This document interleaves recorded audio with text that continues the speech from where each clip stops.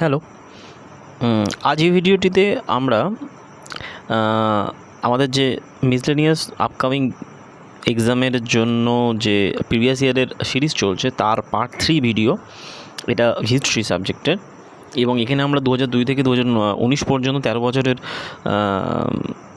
Question paper solve করছি। মানে তার অনলাইনে হিসেবে ঠিক কোশ্চেনগুলোকে আমরা রিভিশনের জন্য ঠিক তৈরি করছি। তো চলো ভিডিওটি শুরু করা যাক। Let's start. তো এখানে 2005-এর হিস্ট্রির প্রথম কোশ্চেন আসছে, 1921 সালে মোপলা বিদ্রোহ কোথায় শুরু হয়েছিল? এটা তোমরা অনেকেই জানো, এটা কেরলে হয়েছিল। কেরলে মোপলা বিদ্রোহ হয় 1921। এটা ভারতের প্রথম জাতিগত বিদ্রোহ হয়েছিল। এরপরে চলে আসে কোন দিল্লি সুলতান তার রাজধানী দিল্লি থেকে দৌলতাবাদ নিয়ে যান? তিনি মোহাম্মদ বিন তুগলক। তিনি টোকেন কারেন্সি বা তুর সংহার এবং মালবিকাগ্নিমিত্রম এবং রঘুবংশ, মানে কোশ্চেন এরম ছিল যে কালিদাসের রচনাগুলো কী কী। তো এগুলো বিভিন্ন পরীক্ষাতে আসে এবং তোমাদের এটা সহজে মনেও থাকবে। কোন শহরে আকবরের স্থাপত্য নিদর্শন নেই? সেটা হলো লাহোর।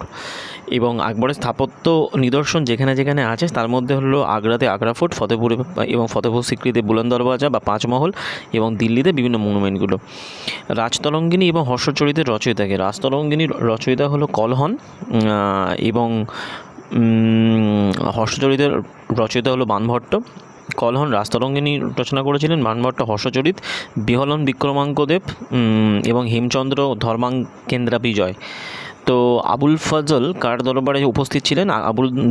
আবুল ফজল আকবরের দরবারে ছিলেন এবং তিনি আকবরনামা বা আইনি আকবরী বইটি লিখেছিলেন। গৌতম বুদ্ধর আসল নাম কি? সিদ্ধার্থ।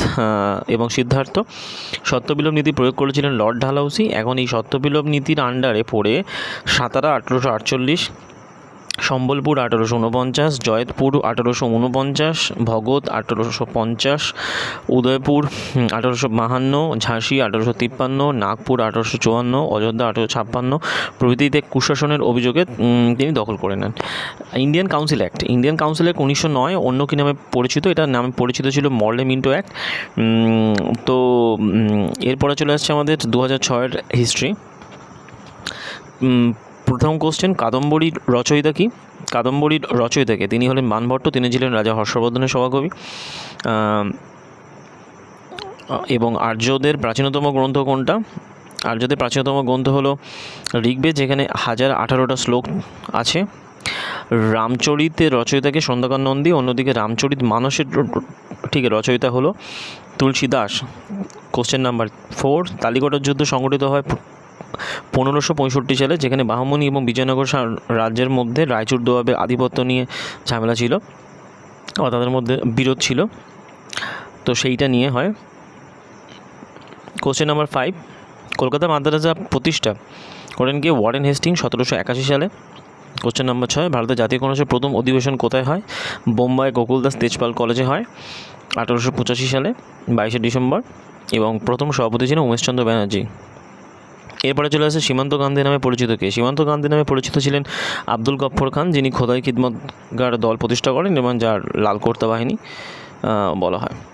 যাই হোক, মোটামুটি এই ভিডিও সিরিজের 3 নম্বর পার্ট শেষ হলো, যেখানে আমরা 2005 এবং 2006-এর হিস্ট্রি প্রিভিয়াস ইয়ার কোশ্চেনগুলোর অনলাইনার হিসেবে কুইক রিভিশনের জন্য ওয়ান শটে আমরা শেষ করলাম।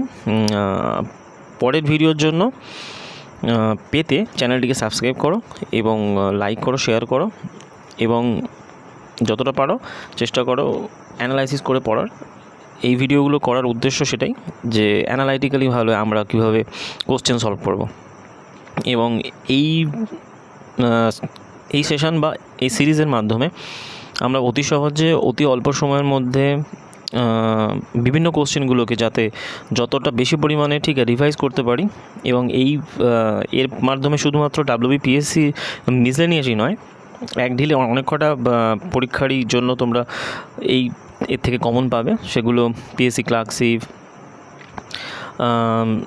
WBCS, WBP, SI constable, KP constable SI, RPF, NTPC, group D, LP technician, এখানে বিভিন্ন পরীক্ষার কোশ্চেনের জন্য এখান থেকে বিভিন্ন ধরনের কোশ্চেন পাওয়া যাবে। এবং যাই হোক, ভিডিওটি পছন্দ হলে লাইক করো, শেয়ার করো, এবং দেখা হচ্ছে পরের ভিডিওতে।